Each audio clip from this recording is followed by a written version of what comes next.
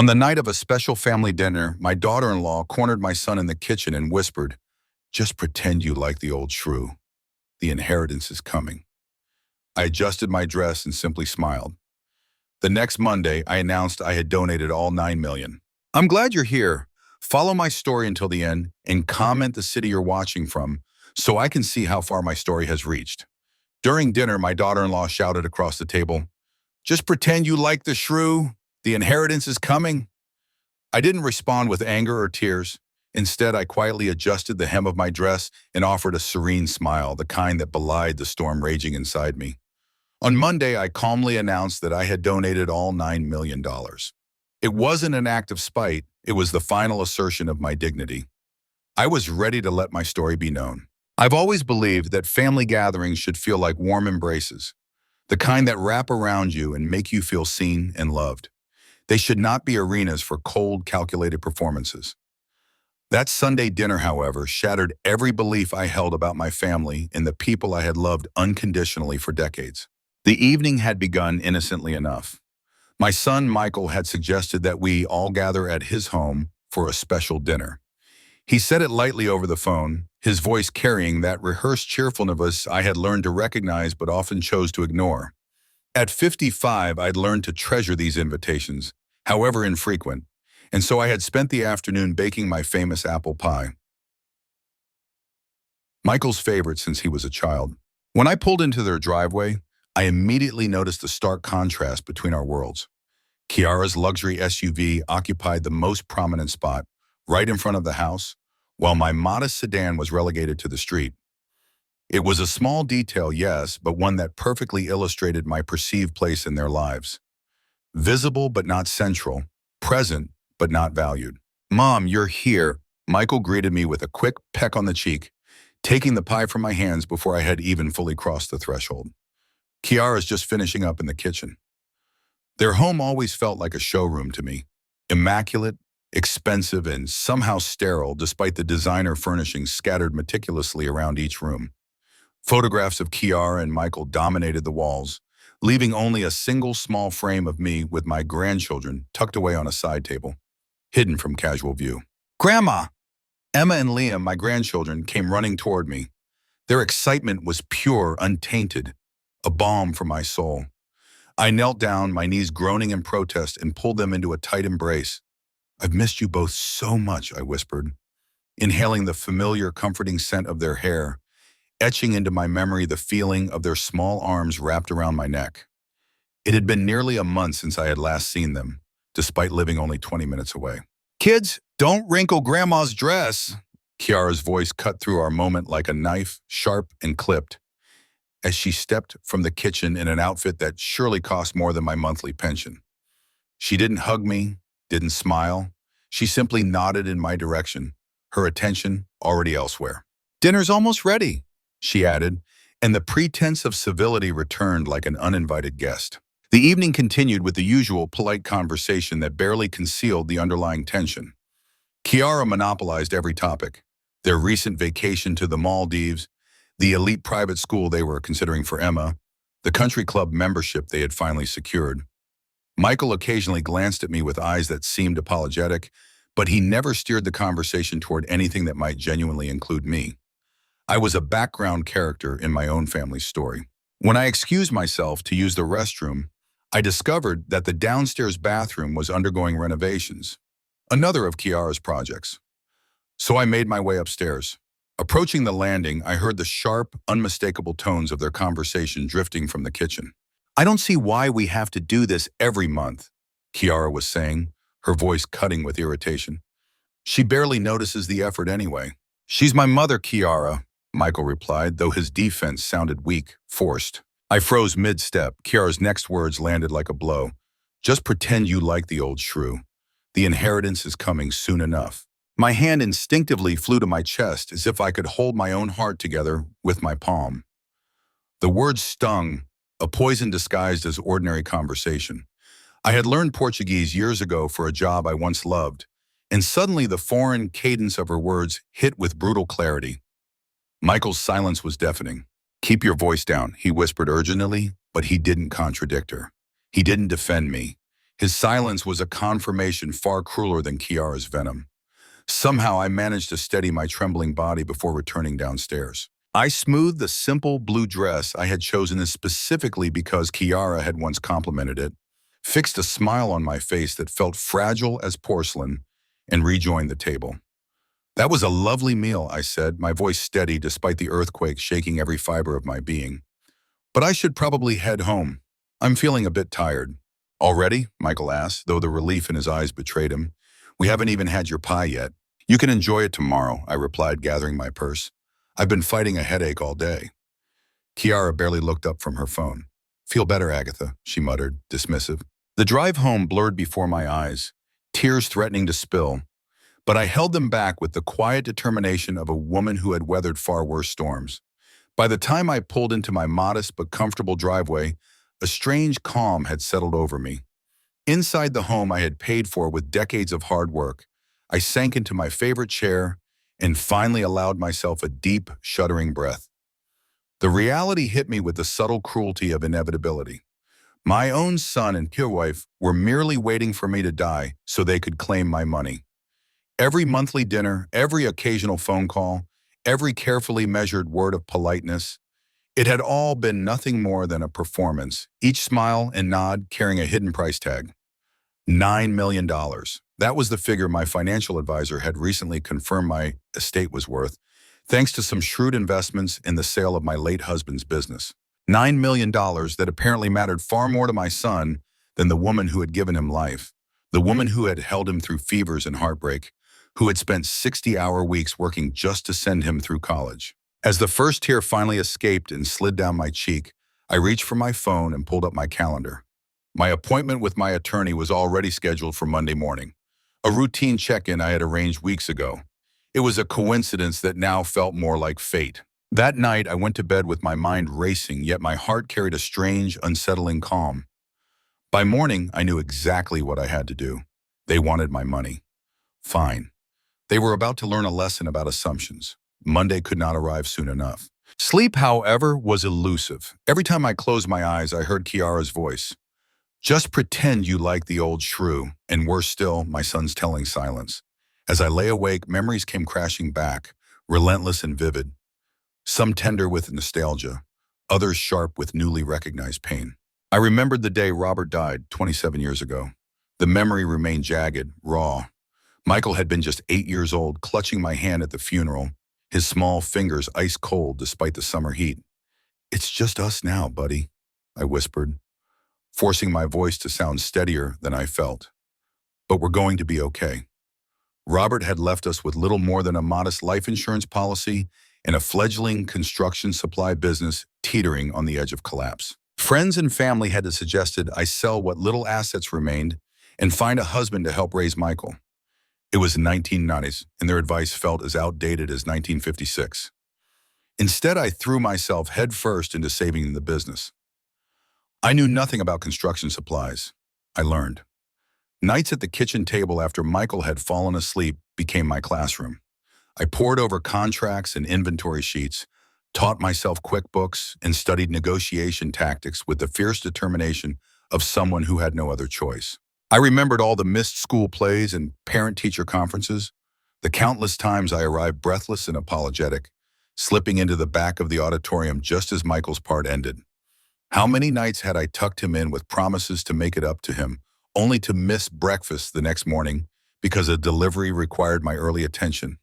"It's for us, Michael," I'd whisper as I left him to sleep. "I'm building something for our future." He would nod solemnly, those eyes so strikingly like his father's. But I always saw the disappointment lurking beneath, quiet and patient. The business grew, defying the odds. I expanded from construction supplies into real estate development, gradually developing an instinct for spotting promising properties. One successful project led to another, and by the time Michael left for college, Westfield Developments had grown into a 7-figure enterprise. I made sure Michael wanted for nothing: the best schools, summer camps, extracurricular activities, a car at 16, a fully funded college education at his university of choice, no loans, no debt, no financial worry, all the opportunities I had been denied. "You're spoiling him," my sister Jean once warned. Kids need to learn the value of hard work. He sees me working hard enough for both of us, I'd replied, brushing off her concern. I want him to have opportunities I never had. Now, staring at the ceiling of my bedroom, I wondered if Jean had been right all along. I remembered the day Michael brought Kiara home. She was beautiful, polished, and clearly from a wealthy background. Designer clothes, private schools, European vacations. She treated me with polite interest, complimenting my home, my cooking. But there was something calculated in her attention, a subtle, deliberate charm that set off warning bells I chose to ignore. "Isn't she amazing, Mom?" Michael had asked, his eyes shining with the kind of adoration I had once seen in Robert. Who was I to question his happiness? The wedding had been extravagant. Kiara's parents contributed, but I insisted on covering most of the expenses. "You've worked hard enough," I told Michael when he half-heartedly offered to help. "This is my gift to you both." Kiara had hugged me at the reception, whispering, "You're the mother I never had." I had believed her, or at least I had wanted to believe her, despite the champagne on her breath and the way she immediately turned to charm some wealthy guest. After the wedding, visits became less frequent, phone calls shorter, and invitations only arrived for holidays or special occasions. And when I dropped by unexpectedly, once unannounced, I brought homemade soup when Michael had the flu. Kiara answered the door, barely hiding her irritation. "We've got it under control, Agatha," she said, stopping short of inviting me inside. "Michael's resting. I'll tell him you stopped by." When my grandchildren were born, I had hoped things might change. I had offered to babysit to ease the burden on the new parents, to give them some rare moments of solitude. But Kiara always had an excuse. They had a nanny. Her mother was visiting. The children's schedules were rigid, impossible to disrupt. I remembered sitting alone on Christmas Eve 4 years ago, staring at my phone, waiting for Michael's call. He and Kiara had taken the children to Aspen for the holidays. "It's just easier this way, Mom," he explained when canceling our traditional Christmas dinner. "We'll FaceTime you, I promise." The call never came. Only a text the next day. "Sorry, got caught up in festivities. Merry Christmas." Attached was a photo of my grandchildren opening presents in front of a professionally decorated tree inside a luxury chalet. And yet, I continued to send generous checks, down payment assistance when they wanted to move to a larger house, private school tuition for Emma, presented as a grandmother's gift, though I suspected Kiara simply didn't want to spend their own money. I rose from bed and walked to my home office, switching on the small lamp that bathed the core mahogany desk, one of the few pieces Robert and I had purchased together and that I had managed to keep over the years, in a warm amber glow. From the bottom drawer, I pulled out a leather portfolio containing financial documents. $9 million. That was the sum of my life's work, according to the latest valuation. The business I had sold 5 years ago, the real estate investments, the carefully curated stock portfolio, all of it now reduced to a number my son and his wife were waiting to inherit. Had that been my value all along? Not the bedtime stories, not the Band-Aids on scraped knees, not the encouraging notes in lunchboxes, not the proud tears at graduations. Just a dollar figure, something to be claimed. Dawn was breaking by the time I closed the portfolio. A new day, a new resolve. I showered and dressed with meticulous care, selecting a tailored charcoal suit I usually reserve for business meetings. My attorney's office opened at 9. I intended to be his first appointment. Backing out of the driveway, my phone chimed with a text from Michael. "Mom, you left so early last night. Everything okay? Kiara was wondering if you could watch the kids this Saturday. Her cousins are getting married and children aren't allowed at the reception." I set the phone down without replying. For the first time in decades, Michael could wait. I had far more important matters to attend to. Walter Hayes had been my attorney for 20 years. He looked surprised but pleased when his receptionist announced my arrival. "Agatha, good to see you," he said, rising from behind his desk. "Our appointment wasn't until Friday, was it?" "Something's come up, Walter," I said, settling into the chair across from him. "I need to make significant changes to my will. Today." His eyebrows lifted slightly, but he nodded and reached for a legal pad. "I'm listening." I drew in a deep breath and began to outline my plan. A plan that would teach my family the most important lesson about wealth they would ever receive. "Are you absolutely certain about this?" Walter asked when I finished. I thought of Kiara's dismissive words, of Michael's complicit silence through all the years I had tried to buy love that should have been freely given. I've never been more certain of anything in my life, I replied. Walter's office felt different as I left that morning. Lighter somehow, as if the weight I had carried for decades had been transferred to the papers now tucked safely in his filing cabinet. The revised will was done, but my investigation was just beginning. Take some time to reflect on this decision, Walter advised, concern etched in his eyes. Major changes made in the heat of emotion can have consequences. This isn't emotion, Walter, I interrupted. This is clarity. For the first time in years, I'm seeing my situation exactly as it is. The truth was, I needed proof. Not for legal reasons, but for my own peace of mind. I needed to know whether my entire family viewed me as nothing more than a walking inheritance, or if Kiara was the puppet master pulling all the strings. Over the next week, I became a detective in my own life. I started with phone calls to relatives I hadn't spoken to in months. My niece Jessica sounded genuinely pleased to hear from me, chattering about her nursing program until I mentioned casually, almost in passing, that I was considering making some changes to my financial arrangements. The moment the words left my mouth, I noticed her tone shift. "Oh, what kind of changes, Aunt Agatha?"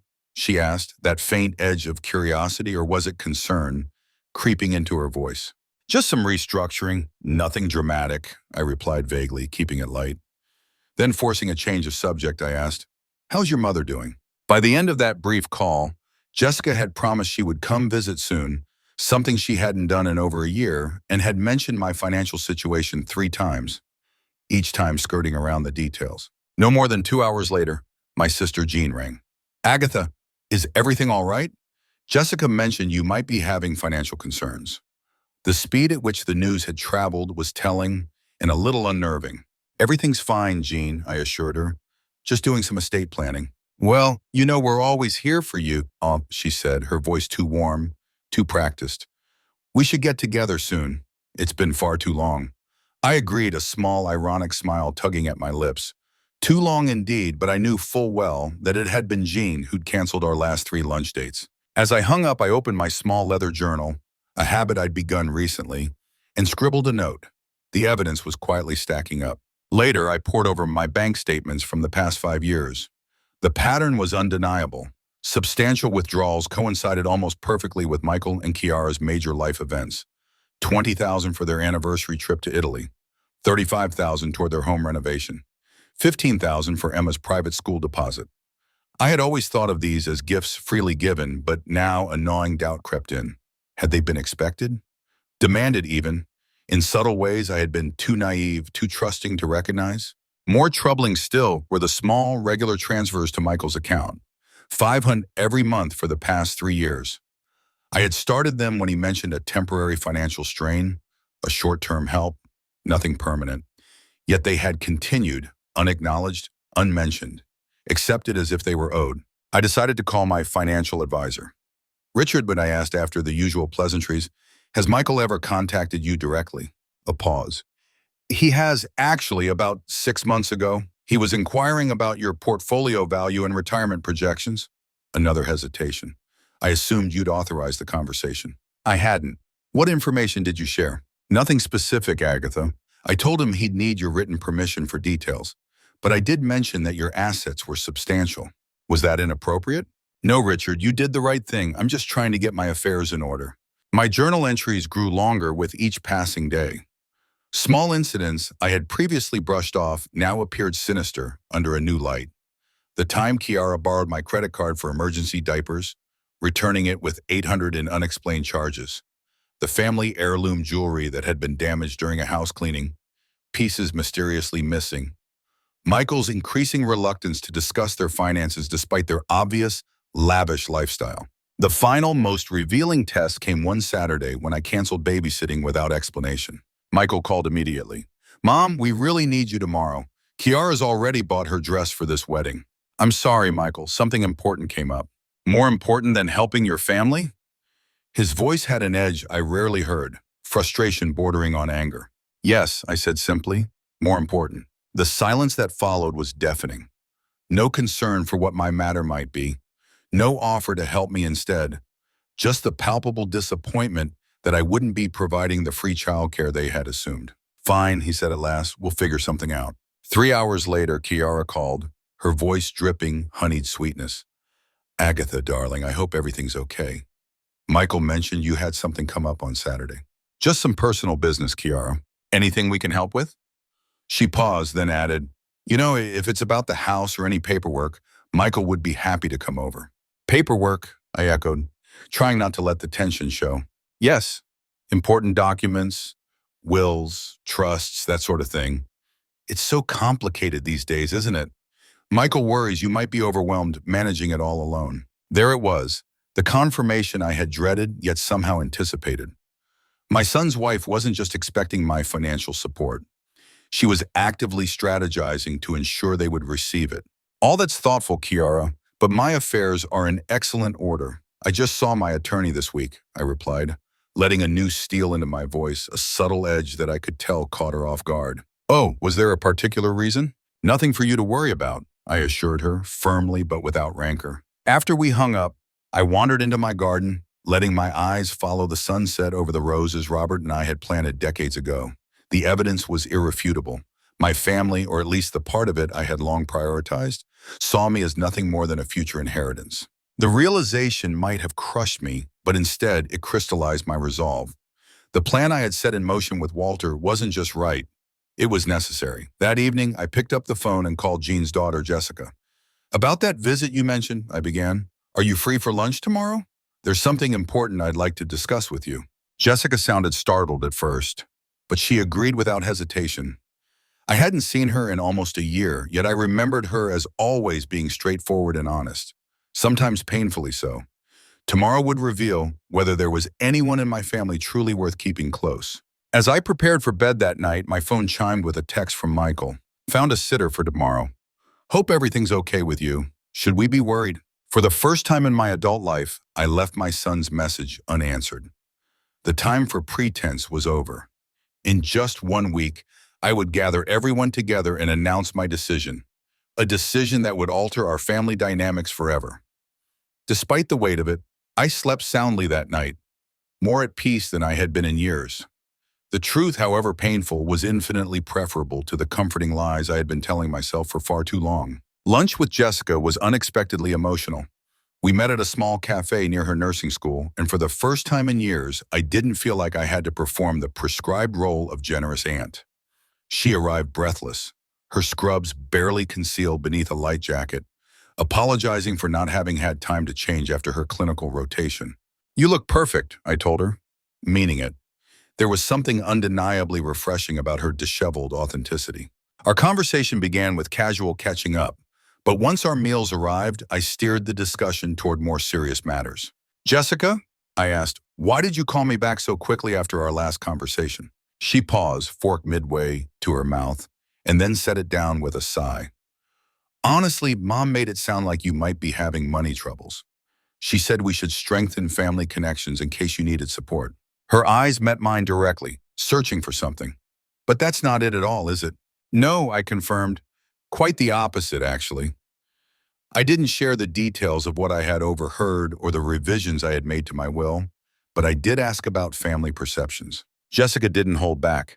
Everyone knows you've done well, Aunt Agatha, and I hate to say it, but some people act like your money is already gone.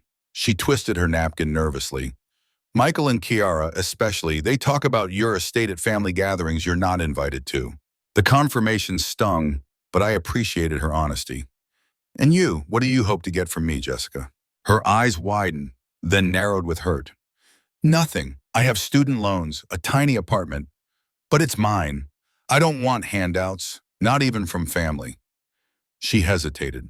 Is that why we haven't seen much of each other? Did you think I was after your money too?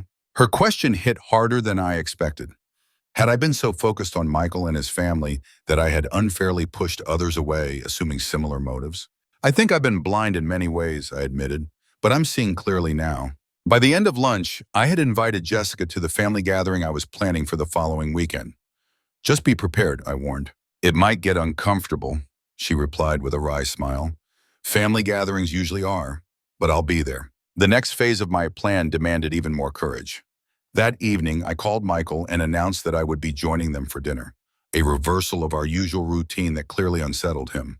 Tomorrow, he stammered, let me check with Kiara. I'm not asking, Michael. I interrupted firmly. I'm telling you I'm coming for dinner at 6:30. I've been cooking for you for decades. I think you can manage one meal. His hesitant acceptance told me everything I needed to know. I needed insight into the shifting power dynamics between us. When I arrived the next evening, the house was noticeably disordered. Kiara greeted me with a practiced smile, her hair perfectly styled, though the strain around her eyes betrayed her tension. Agatha, what a surprise to have you join us. Is it? I asked, removing my coat and handing her the bottle of wine I had brought. I thought family dinners were supposed to be a regular occurrence. The children's genuine delight at seeing me twice in 1 week was the only bright spot in an otherwise tense evening. Kiara had ordered takeout, not even attempting to cook, while Michael seemed perpetually on edge, scrutinizing my every reaction as if I might explode at any moment. Halfway through dinner, I deliberately placed my fork down. I've made a significant decision that affects the family, I announced. I'd like everyone to come to my house this Saturday at noon. There's something important I need to share. Kiara's smile froze. What kind of decision? One that's been a long time coming, I replied calmly. I expect everyone to be there. You, Michael, the children, Jean, and her family. I've already spoken with Jessica. Mom, if out your will or anything like that, Michael began, confirming every suspicion that had gnawed at me for weeks. I interrupted, my voice steady but firm. This is about family, and about what that word truly means. The rest of dinner stretched ahead like a taut rope, each moment of conversation heavy and strained, punctuated by long, awkward silences that made the air feel thick, numb, and suffocating. When I finally rose to leave, Kiara pulled me aside with an intimacy that felt entirely forced, her hand brushing my arm in a gesture meant to soothe but only magnifying the tension. Agatha, she said, voice careful, you know we love having you here, but these surprises, they can be a bit disruptive. Is everything okay with you? Mentally, I mean. Women your age sometimes struggle with emotional stability. The condescension hit me like a punch I couldn't dodge. I took a steadying breath before replying, my tone calm but pointed. I've never been more stable, Kiara, truly, but thank you for your concern. The days leading up to Saturday's gathering unfolded in surprising peace. I devoted them entirely to putting my affairs in order, not in some euphemistic end-of-life sense, but literally organizing every corner of my life. I cleaned closets, sorted decades of photographs, and prepared the formal dining room I rarely used, arranging it with the care of someone setting a stage for an inevitable revelation. Midweek, Walter called to confirm that all the paperwork was finalized. The documents will be delivered Friday, he assured me. Are you still certain about this, Agatha? Absolutely, I told him, more certain with each passing day. By Saturday morning, everything was meticulously ready. I had prepared a simple lunch, nothing elaborate, just sandwiches and a fresh salad. This was not a celebration, this was a reckoning. Jean's family arrived first. Her husband Tom, Jessica, and her son Brian with his wife. They seemed a little nervous but genuinely pleased to be included. Soon after Michael, Kiara, and the children arrived, punctual as always. Kiara wore what I immediately recognized as her important meetings outfit, accented by the pearl necklace I had given her for her 30th birthday. A small pointed reminder of past gestures of care she seemed eager to neutralize. Once everyone had settled in the living room, I remained standing, acutely aware of the gravity of the moment. Thank you all for coming, I began. I've recently had cause to reflect on what family truly means and what my legacy should be. The room sank into silence. I could almost hear the gears turning in Kiara's mind, calculating, scheming, anticipating. For years, I've worked to build financial security, first for Michael after his father died, then for myself in retirement. I've been fortunate. My investments have done well. I paused, letting the weight of my words hang in the air. Very well, in fact. Michael shifted uneasily. Kiara's smile took on a sharper, more predatory edge. I've realized, however, I continued, that money without values isn't a gift. It's a burden, perhaps even a curse. I opened the folder Walter had delivered and removed the documents inside, feeling their smooth weight in my hands. I've made a decision about my estate, currently valued at approximately $9 million. The collective intake of breath was immediate and audible. Even Jane, who had long suspected my financial success, appeared genuinely stunned by the sum. As of Monday, $6 million of that amount has been donated to a trust dedicated to supporting small business owners who are single parents. The remaining $3 million will be distributed as follows. Kiara's face lost color in an instant. Michael's mouth opened, then closed silently. Michael and Kiara, you will each receive $250,000, enough to pay off your mortgage, but not sufficient to maintain your current lifestyle without working. Mom, you can't be serious, Michael began, shock cracking his voice, but I raised a hand to stop him. Emma and Liam will each receive $1 million in education trusts, accessible solely for tuition and related expenses. Any remaining funds will be released when they turn 30. Kiara stood abruptly, eyes blazing. This is outrageous. You can't just... I can, I said calmly, and I have. The remaining funds will be distributed among other family members who have shown that they value relationships over resources. I looked directly at Jessica, whose wide eyes mirrored disbelief, then back to my son and his wife. You've made it clear what matters most to you, I continued softly but firmly, and it isn't me. Michael's face reddened to an alarming hue. Is this because Kiara called you? A name? She was just joking. This isn't about a name, Michael, I said, my voice unwavering. This is about the silence that followed it. Your silence. I set the papers deliberately on the coffee table. The donations have already been processed. The decision is final. Kiara grabbed her purse, her movements jerky with restrained fury. Come on, Michael, we're leaving. But Michael didn't move. For the first time in years, he looked at me. Not out of obligation, not with expectation, but with something deeper. Raw recognition. What have we done, he whispered, voice small yet trembling with weight. The room held its breath. Kiara stood by the doorway, her face twisted with rage, while the rest of the family froze in their seats, forced witnesses to the implosion of carefully constructed facades. What have we done? Michael repeated, this time louder, firmer. Mom, you can't be serious about this. I've never been more serious about anything in my life, I replied, letting the finality of the statement linger like a drumbeat through the tense air. I stayed steady despite the storm of emotions swirling inside me.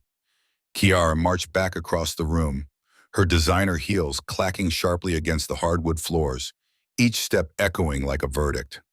This is elder abuse, she declared, pointing a perfectly manicured finger directly at me. You're clearly not in your right mind. We'll contest this. Then Jessica stood up, surprising everyone with the firmness in her voice. Aunt Agatha seems perfectly lucid to me, she said softly. Maybe instead of threatening her, you should think about why she felt the need to do this. Kiara whirled towards her like a cat ready to strike. Stay out of this, she snapped. You're just happy because you're getting in a piece of what should have been ours. I didn't even know there was money involved until 5 minutes ago. Jessica shot back, her voice cutting through the tension. Some of us actually care about Aunt Agatha as a person. Jean cleared her throat, a small attempt at mediation. Perhaps we should all calm down. No, I interrupted sharply. No more calming down. No more pretending. This family has swept too much under the rug for too long. I turned to Michael, who looked as though the past 10 minutes had aged him a decade. I heard what Kiara said about me at dinner last week. I heard her call me a Mara and talk about waiting for my inheritance. And I heard your silence, Michael. A ripple of gasps and murmurs ran through the room. Emma, only 9 but old enough to sense the tension even if not its full cause, pressed herself into the sofa cushions as if trying to vanish entirely. It wasn't like that, Michael stammered, his voice uneven. Kiara was just frustrated. We didn't mean... Don't lie to me, I cut him off sharply. Not anymore. I've spent the past week looking back over our relationship through the years. The monthly checks you never acknowledged. The gifts that slowly became expectations. The way I was excluded from your lives except when you needed something. That's not fair, Kiara interjected defensively. We include you in everything important. I faced her fully, my voice rising slightly. When was the last time you invited me over without expecting money or childcare? Her mouth opened, then snapped shut, silence replacing any rebuttal. I continued, letting my gaze sweep over everyone in the room. The truth is, I enabled this. I thought I could buy my way into your lives. I believed that if I gave enough money, enough time, enough support, I would be valued. But that's not how family works. Michael's eyes filled with tears. Whether it was genuine remorse or the loss of an expected windfall, I couldn't tell. Mom, please, he said, stepping toward me. We can fix this. We love you. Do you? I asked simply. Or do you love what I can provide? Of course we love you, he insisted, glancing at Kiara, who remained frozen in stony silence. This is just a misunderstanding. Then explain it to me, I challenged. Explain why you checked on my estate value with my financial advisor without my knowledge. Explain why every time I've set a boundary this past week, refusing to babysit, insisting on dinner at your house, you reacted with anger rather than concern. He had no answer. Jean stood, her expression troubled.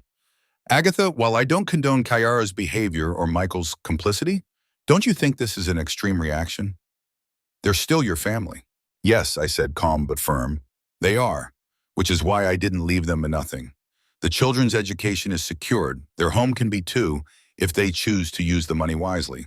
But I will not fund a lifestyle built on waiting for me to die. You self-righteous old, Kiara began. Michael cut her off with a sharp hand gesture. Enough, Kiara. You're making it worse. Then he turned to me, his expression softening into something that might have been genuine remorse. Mom, I don't know what to say. I never meant for you to feel used, he murmured. Intentions matter less than actions, Michael, I said quietly but firmly. For years, your actions have shown me exactly where I stand in your priorities. That's it? Kiara demanded. You've made your decision, ruined our lives, and now we're just supposed to accept it?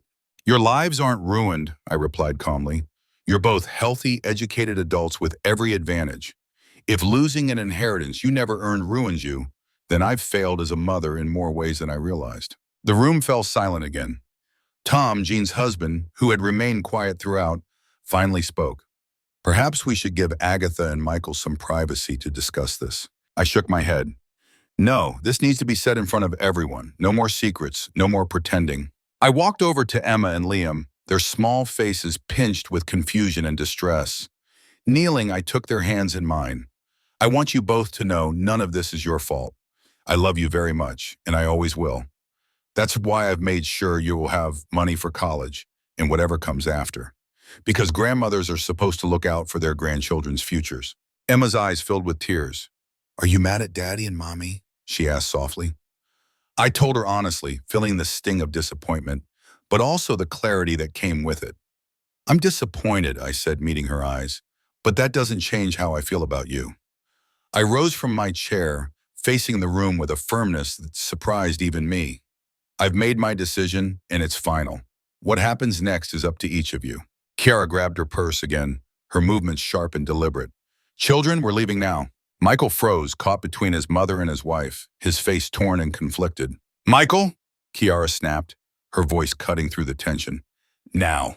With one last conflicted glance in my direction, he followed her, guiding the children toward the door. The sound of the door slamming echoed through the suddenly quiet house, a hollow punctuation to the confrontation. Jean approached me cautiously, his expression filled with a concern. Agatha, are you okay? I nodded, startled by the truth of it. I am, I said softly. For the first time in years, I felt it fully. For the first time in years, I truly was okay. After the others left, promising to call and check on me, Jessica stayed behind. She helped me tidy the barely touched lunch, moving with gentle efficiency.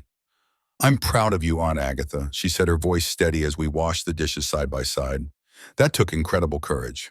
I shook my head, correcting her gently. Not courage, I said, self-respect. Something I should have found years ago. She paused, drying her hands, then asked thoughtfully, what do you think will happen now with Michael and Kiara? I considered the question as I dried a plate, letting the water drip slowly onto the counter. I don't know, I admitted. That's up to them. But I do know that whatever relationship we have moving forward will be based on something real. Something genuine, not financial dependence. Jessica nodded slowly, her eyes thoughtful. For what it's worth, I think Michael does love you. He's just lost his way. Perhaps, I said, allowing a small, reflective sigh. Time will tell. After she left, I sat alone in the garden, the cool evening air brushing against my face as the sunset painted the sky in shades of pink and gold. The confrontation had been painful, yes, but it had also been liberating. The weight I'd carried for decades, the desperate longing to be valued by people who saw me only as a means to an end, had finally been lifted. My phone buzzed. A text from Michael. We need to talk, just you and me. I stared at the message for a one-year moment, feeling no panic, only a quiet steadiness. I typed a simple reply. When you're ready to be honest, I'll be here. The future was uncertain, but for the first time in years, uncertainty didn't scare me. I had spoken my truth. I had stood my ground. Whatever came next, I would face it with the dignity I had finally reclaimed for myself. 3 weeks passed before Michael reached out again. 3 weeks of surprising peace, punctuated only by worried calls from Jean and thoughtful texts from Jessica. 3 weeks in which I rediscovered who I was beyond the role of the bank of mom. I planted a new rose garden, joined a book club at the local library, and even accepted a dinner invitation from Walter and his wife, my first purely social engagement in longer than I could remember. Life went on, simpler yet somehow richer than before. When Michael finally called, his voice carried a weight I hadn't heard in weeks. Humbled, perhaps even genuinely contrite. "Can we meet somewhere?" he asked. "Just us. No Kiara." We arranged to meet at a small cafe downtown, a neutral space for what promised to be a difficult conversation. I arrived early, claiming a quiet corner table and ordering a cup of tea to calm my nerves. When Michael walked in, I barely recognized him. The polished, confident man who had sat in my living room 3 weeks ago was gone. This Michael looked tired, his clothes slightly rumpled, his shoulders hunched, as if bearing an invisible weight. "Mom," he said, simply, sliding into the chair across from me. "Michael," I replied, keeping my voice neutral. I waited for him to speak. He stared down at the table for a long, tense moment before finally meeting my eyes. "Kiara's left," he said quietly. "She's filed for divorce." Whatever I had been expecting, it was not this. My chest tightened. "I'm sorry," I said, and I meant it. Despite everything, I had never wished for my son's marriage to end. "Don't be," he replied, letting out a bitter laugh. "It turns out when the money disappeared, so did her interest in being my wife." He ran a hand through his hair, frustration and exhaustion etched into every movement. "She wanted me to contest the will, hire lawyers, declare you incompetent, whatever it took to get the inheritance back. When I refused, she accused me of choosing you over her and the children." "And the children?" My heart clenched. "We're working out custody," he said, his voice cracking slightly. "She's angry, but she won't keep them from me. Or from you. In fact, she told them you weren't their grandmother anymore." And Emma got so upset that Kiara had to backtrack. I sipped my tea slowly, absorbing the weight of his words. "I never intended to cause this kind of upheaval in your life, Michael," I said gently. "Didn't you?" he challenged, though the fire behind his words was subdued. "You knew exactly what you were doing when you changed your will," he added. "I knew I was establishing boundaries," I corrected him firmly. "I knew I was refusing to be used anymore. The consequences of that were up to each of you." He nodded slowly. "Fair enough," he admitted. Then he hesitated, as if gathering courage. "I've been doing a lot of thinking these past weeks about the kind of son I've been, the kind of man I've become." His voice trailed off, and I prompted him gently when he fell silent. "And? I don't like what I see," he admitted, a vulnerability in his voice that made my chest ache. Somewhere in his words, I sensed the beginning of reflection, of reckoning. Along the way, I began measuring my worth by what I own, by what I could display to the world. I married a woman who reinforced that mindset, and in that, I took you for granted. Yes, I agreed too easily. You did.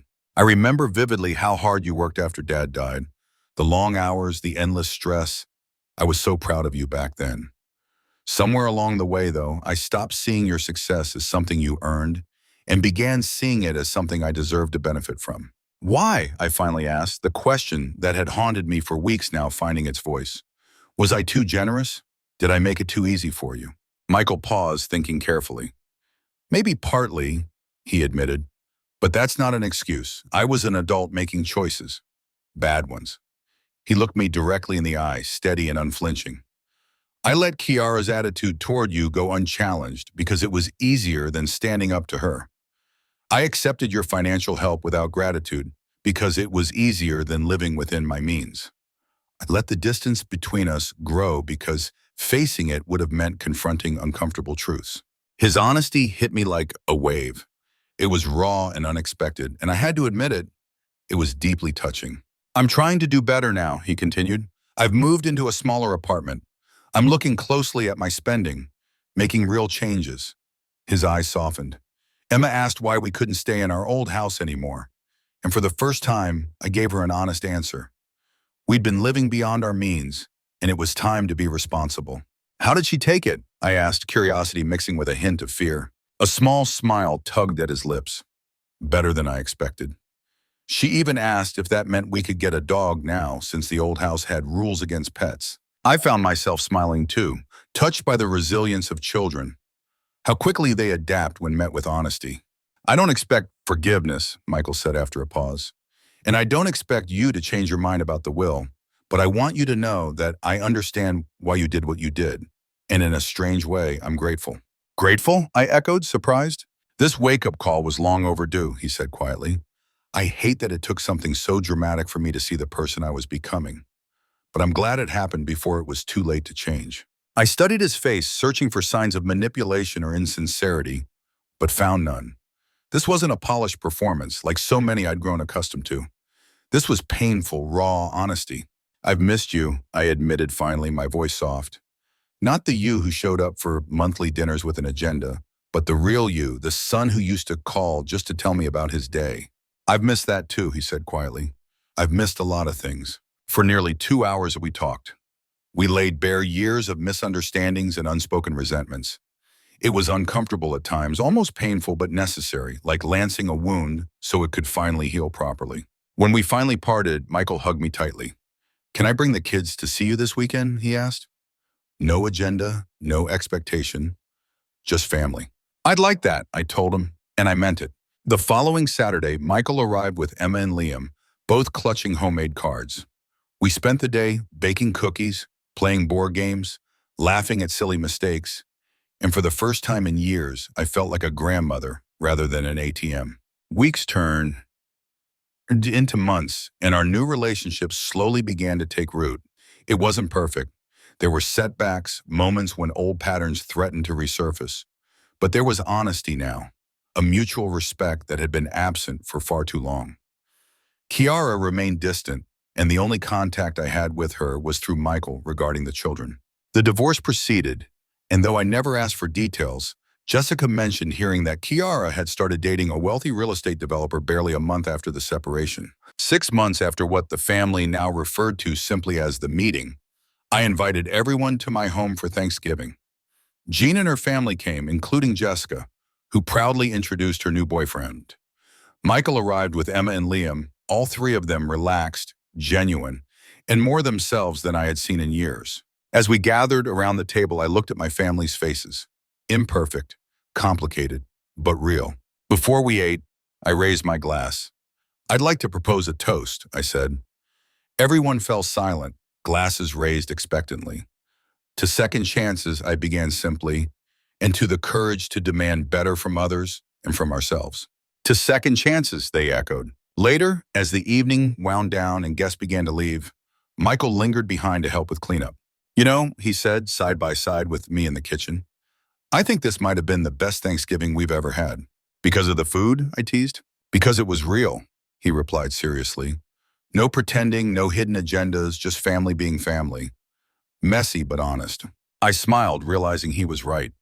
The inheritance that had once threatened to divide us had, ironically, cleared the way for something far more valuable: authenticity. That night, after everyone had gone, I sat in my garden, wrapped in a warm blanket against the November chill. The stars shone overhead, and I found myself speaking aloud to Robert, as I sometimes did when alone.